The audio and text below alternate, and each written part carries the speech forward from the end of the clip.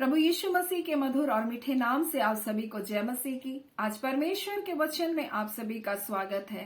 आज परमेश्वर पिता अपने वचनों के द्वारा आप सबको बहुत ऐसी आशीष को दे। पिता परमेश्वर अपने वचनों के द्वारा आपसे बोले और बातचीत करे। आज हम परमेश्वर के वचन से अधिकार के विषय में कुछ बातों को सीखेंगे और यीशु मसीह से इसी प्रकार से सवाल किया जा रहा था जो हमको मिलता है मरकुस उसका 11 अध्याय को जब हम लोग पढ़ते हैं उसका 27 से। तब यीशु मसीह जब यरूशलेम में आया तो यहाँ लिखा है मंदिर में जब वो टहल रहा था तब प्रधान याजक, शास्त्री और पुरनी उसके पास इकट्ठा होकर आए और उनसे कहने लगे, ये जो तुम काम को कर रही हो किसके अधिकार से करो और तुम्हें ये अधिकार किसने दिया। तब यीशु मसीह उनसे कहता है, मैं भी तुमसे एक बात को पूछता हूं कि यूहन्ना का बपतिस्मा किसकी ओर से था, स्वर्ग की ओर से या मनुष्य की ओर से। तब वो इस बात को बोलने से डरे। अगर हम स्वर्ग की ओर से कहेंगे तब वो पूछेंगे कि तुमने फिर मन क्यों नहीं फिराया, तुमने उसका विश्वास क्यों नहीं किया। यीशु मसीह कहेगा अगर हम मनुष्य की ओर से कहेंगे तो उन्हें डर था कहीं लोग उन्हें पथरवा ना कर दे, क्योंकि वो यूहन्ना को भविष्यवक्ता समझते थे। तब उन्होंने कहा हमें नहीं पता। तब यीशु ने भी कहा मैं भी तुमको नहीं बताता कि मैं ये काम किसके अधिकार से करता हूं। और यीशु मसीह तो इस प्रकार से हमें अधिकार के विषय में कुछ बातों को बताना चाहता है। यीशु मसीह बड़े अधिकार के साथ उपदेश को देता था, इसलिए वो कहते थे कि ये तो सिखाने के जैसा नहीं, ये तो फरीसियों के जैसा नहीं बताता, परंतु ये अधिकार के जैसा बताता है। आज परमेश्वर अपने वचन के द्वारा हमें बता रहे अधिकार के बारे में। और यीशु मसीह जब लोगों को बताता तो वो अधिकार के साथ बताता था और इसलिए लोग अचंभा करते थे कि ये तो कोई नया उपदेश है, क्योंकि ये तो अधिकारी के जैसा बोलता है। और आज मनुष्य नहीं जानता कि परमेश्वर ने उनको अधिकारी बनाया है। परमेश्वर ने अपने बेटे यीशु मसीह ने में उनको अधिकार को दिया। इस बात को मनुष्य नहीं जानता, परंतु यीशु मसीह एक अधिकारी बनकर आया, इसलिए वो अधिकार के तहत इस बात को प्रचार करता था। अधिकार के साथ वो दुष्ट आत्माओं को निकालता था। और परमेश्वर का वचन कहता मनुष्य के पुत्र को पाप क्षमा करने का अधिकार है। उसका वचन कहता है परमेश्वर के पुत्र को न्याय करने का अधिकार है। और पहला कुरिन्थी में जब हम देखते हैं, क्या तुम नहीं जानते तुम स्वर्गदूतों का न्याय करोगे, और परमेश्वर ने हमको न्याय करने का अधिकार दिया। उसका वचन कहता है जिसके पाप तुम क्षमा करोगे वो क्षमा किया जाएगा और जिसके पाप तुम रखोगे वो रखा जाएगा। यानी क्षमा करने का अधिकार भी हमें दिया गया। और इसलिए यीशु मसीह यहाँ इस बात को बता रहा है कि मुझे तुम्हें बताने की जरूरत नहीं कि मैं किसके अधिकार से करता हूं, परंतु मैं जानता हूं मैं किसके अधिकार से करता हूं। और यीशु मसीह मत्ती 28 और उसका 18 में इस प्रकार से लिखा, यीशु ने कहा स्वर्ग और पृथ्वी का सारा अधिकार मुझे दिया गया। पिता ने उसे सारा अधिकार को दिया। क्यों कर दिया? क्योंकि पिता उससे प्रेम करता। और यीशु मसीह कहता है पिता मुझे इसलिए प्रेम करता है क्योंकि मैं अपना प्राण को देता हूं। और यूहन्ना 10 और उसका 17 में लिखा, पिता इसलिए मुझसे प्रेम करता है क्योंकि बोलता है मैं अपना प्राण देता और उसे फिर ले लूं, क्योंकि कोई उससे मुझसे छीन नहीं सकता मेरे प्राण को। और यीशु कहता है वरन मैं उसे आप ही दे रहा हूं अपने प्राण को, और मुझे अपने प्राण को देने का और उसे ले लेने का भी अधिकार है। यीशु मसीह बता रहा है। और यीशु मसीह इस बात को बता रहा है क्योंकि पिता मुझसे इसलिए प्रेम करता है कि मैं उसकी आज्ञाओं को मानता हूं। और इसलिए यीशु मसीह कहता है तुम भी अगर आज्ञा को मानोगे तो जैसा पिता के प्रेम में मैं हूं वैसे तुम भी पिता के प्रेम में बने रहोगे। और इसलिए यीशु मसीह कहता है हे पिता मेरी ये प्रार्थना है कि जैसा मैं तुझ में हूं वो भी मुझ में हो। और यीशु मसीह चाहता है कि हम मसीह में एक हो, क्योंकि उसका वचन पहला कुरिन्थी में इस प्रकार से कहता है जो मसीह में है वो क्या है, एक आत्मा है। इसलिए जब हम आत्मा की चलाए चलते हैं हम उसमें एक आत्मा हो जाते हैं। और इसलिए परमेश्वर का वचन हमसे कहता है मैंने तुम्हें अधिकारी बनाया। इसलिए उसका वचन कहता है जिन्होंने उसे ग्रहण किया है परमेश्वर ने उसको अपना संतान बना दिया। और यीशु मसीह अपने अधिकार के बारे में बता रहा है। वो बता रहा है कि मुझे पाप क्षमा करने का अधिकार है। यीशु मसीह बता रहा है तुम्हें भी पाप क्षमा करने का अधिकार है। यीशु मसीह अधिकार के साथ दुष्ट आत्माओं को निकालता था। यीशु मसीह बता रहे मैंने भी तुमको अधिकार दिया है कि तुम दुष्ट आत्माओं को निकालो। इसलिए जब हम मत्ती 10 उसका 11, लूका 10 उसका 19 को पढ़ते लिखा उसने अशुद्ध आत्माओं के ऊपर अधिकार दिया कि उन्हें निकालो करके परमेश्वर ने अपने लोगों को अधिकार दिया। और सब प्रकार की बीमारी, परमेश्वर का वचन कहता है सब प्रकार की बीमारी, सब प्रकार की दुर्बलताओं के ऊपर तुमको अधिकार दिया। परमेश्वर परमेश्वर का वचन कहता है तुम सांपों और बिच्छुओं का तुमको कुचलने का तुमको अधिकार दिया, शत्रु की सारी सामर्थ पर मैंने तुमको अधिकार दिया, और ये अधिकार परमेश्वर ने आपको दिया है। इसलिए बीमारियों से आप ना डरे, मृत्यु आपके जीवन में नहीं आ सकती जब तक आप ना चाहें, जब तक आप स्वीकार ना करें, मृत्यु आपके जीवन में नहीं आ सकती। और इसलिए परमेश्वर का वचन कहता है मैंने तुमको अधिकार को दिया। कई बार बीमारियां आती है और हम उसको स्वीकार कर ले, हाँ ये बीमारियां मेरे जीवन में, वो आपके जीवन में आ जाती है, लेकिन जब उसको अस्वीकार करते नहीं प्रभु आपके कोड़े खाने से हम चंगे हो गए, तो ये चंगाई आपके जीवन में, ये बीमारियां मसीह के देह में नहीं रह सकती। जब आप अस्वीकार करते उस बात को तो आपके जीवन में नहीं आ सकती।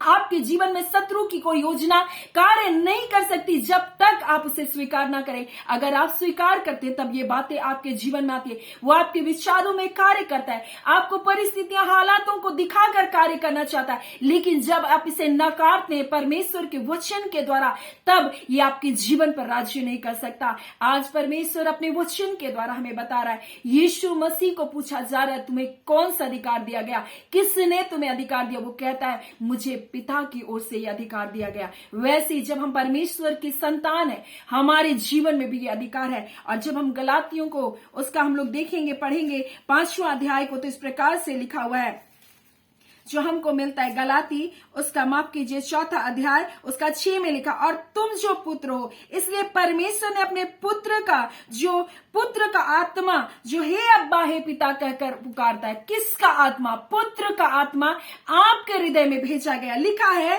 कि तुम जो पुत्र हो, इसलिए परमेश्वर ने अपने पुत्र की आत्मा को जो हे अब्बा हे पिता कहकर पुकारता हमारे हृदय में भेजा है। और लिखा इसलिए तू अब दास नहीं है परंतु तू पुत्र है, और जब पुत्र हुआ तो वारिस है, परमेश्वर के द्वारा वारिस भी हुआ। और वारिस अपने अधिकार का इस्तेमाल करता है। कब करता है? जब वो अपने अधिक बड़ा हो जाता है। और वैसे ही जब हम मसीह में बढ़ जाते हैं, हम मसीह के प्रेम में बढ़ जाते हैं, हम उसकी आज्ञाकारिता में बढ़ जाते हैं, मसीह के अनुग्रह में जब हम बढ़ जाते हैं, हम अपने अधिकार को जानते हैं और इस बात को जानते हैं कि हम वारिस हैं। और वारिस के पास क्या रहता है? अधिकार रहता है।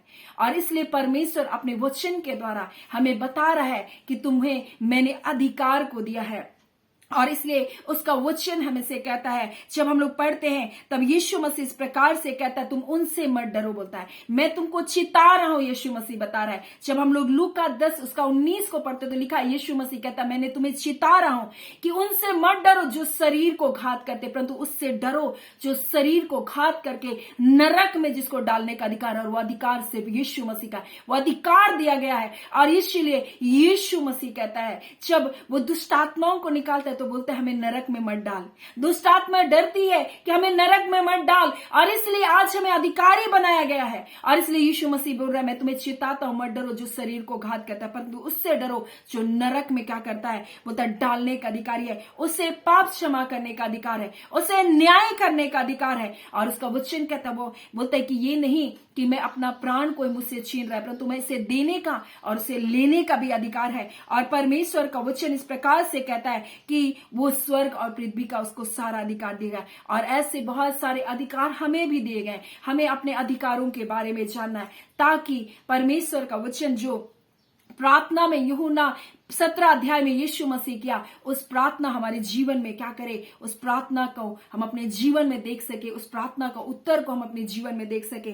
और यूहन्ना 17 अध्याय में यीशु मसीह पहली प्रार्थना जो करता है वो कहता है महायाजक की प्रार्थना जो स्वयं के लिए करता है। और वो इस प्रकार से कहता है क्योंकि तूने मुझे सब प्राणियों पर अधिकार दिया है और जिसे तूने मुझे दिया उन सब को मैं अनंत जीवन दे। और अनंत जीवन यह है कि तुझ एकमात्र सच्चे परमेश्वर को, और लिखा है और यीशु मसीह को जिसे तूने भेजा है जाने।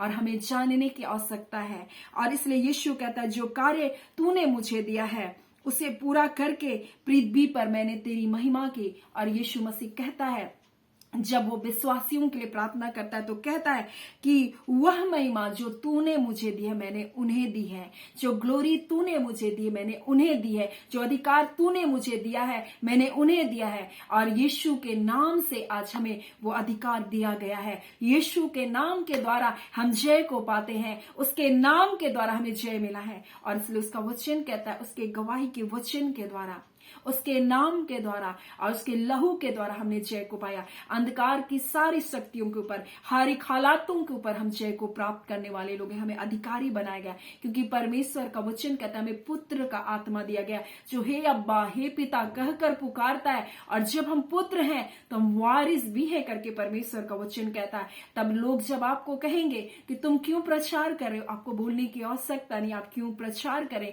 क्योंकि अगर पिता ने आपको भेजा है, आप उसके अधिकार के तहत आप लोगों के जीवन को बचाने के लिए आप बता सकते हैं। आप बता सकते हैं कि परमेश्वर आपसे प्रेम करता है, परमेश्वर ने आपके जीवन को बचाने के लिए, ताकि आप नरक में नाश ना हो जाओ, आपके जीवन को बचाने के लिए की योजना परमेश्वर ने बनाई, ताकि आप पाप में नष्ट ना हो जाओ। इसलिए उसने अपनी धार्मिकता को देने के लिए अपना इकलौता बेटा दे दिया।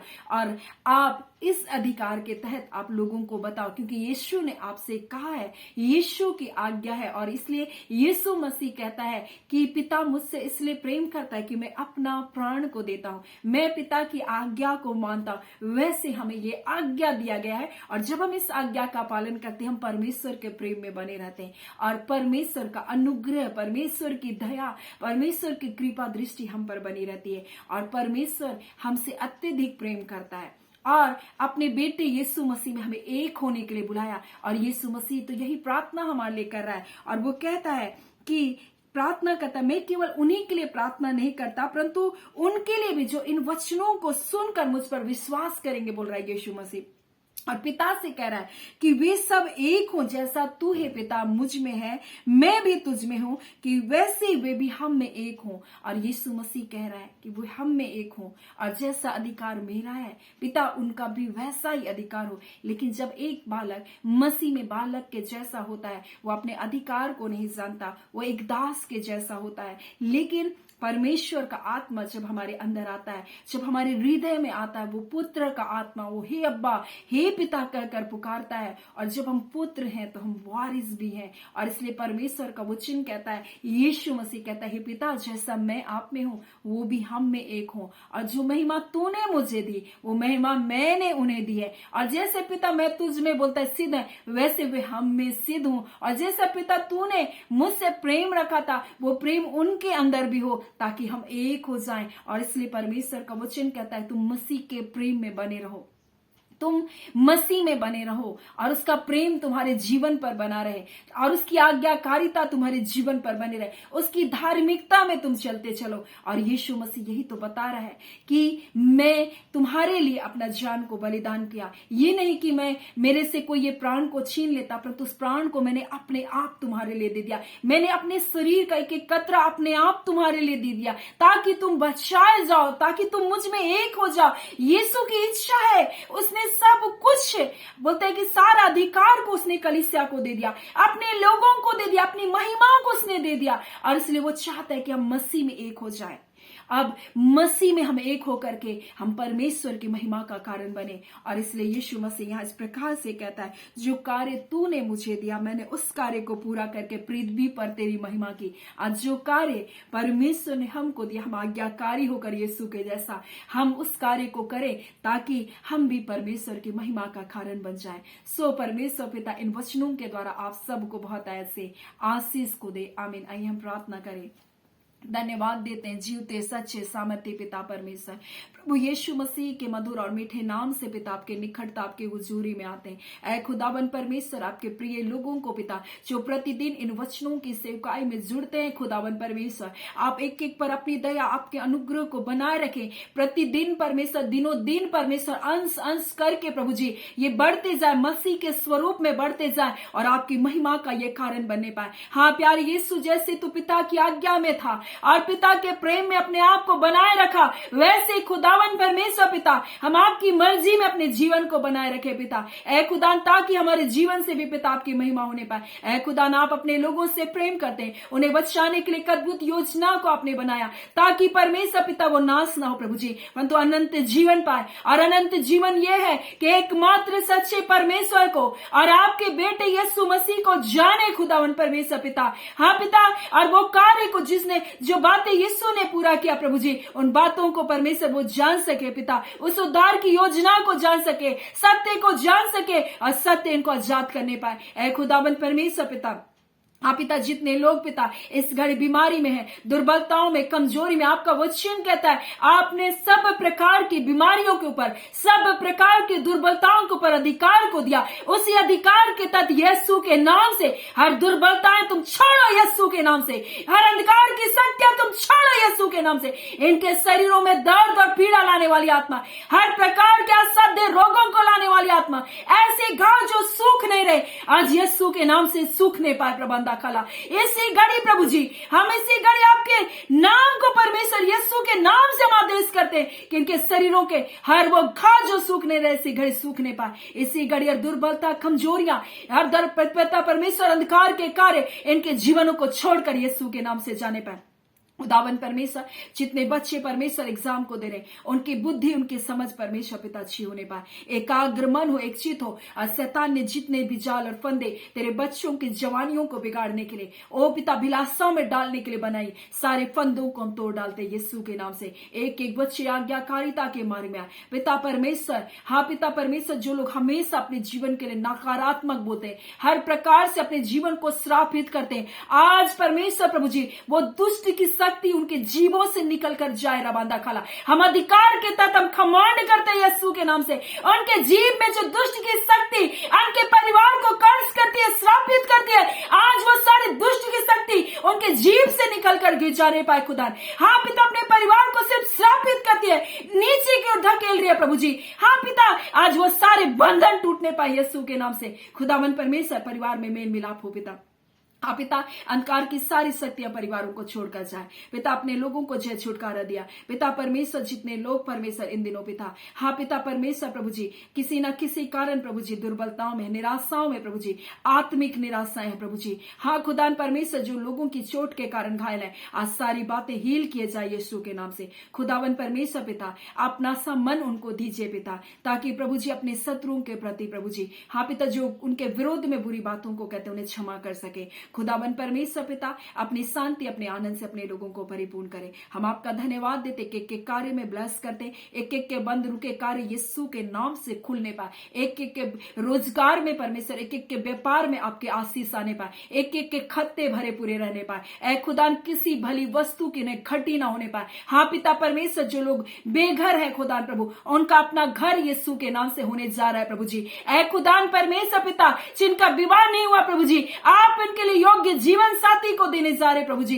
हाँ खुदावन परमेश्वर पिता, अपने लोगों से आप प्रेम करते हैं पिता, और आप कहते हैं मनुष्य का अकेला रहना अच्छा नहीं प्रभु जी। ऐ खुदा, इसलिए प्रभु जी आप उनके लिए एक अच्छा जीवन साथी, आपके द्वारा चुना हुआ जीवन साथी को देने जा रहे। आपका धन्यवाद करते हैं, आपके बेटे, आपके बेटियों के लिए पिता आप उपाय कर रहे पिता, आपका धन्यवाद। प्रार्थना धन्यवाद के साथ पिता यीशु के नाम से हम मांगते, दया सुने, अनुग्रह से ग्रहण कर लीजिएगा, आमीन। परमेश्वर पिता आप सबको बहुत ऐसे आशीष को दे, आमीन।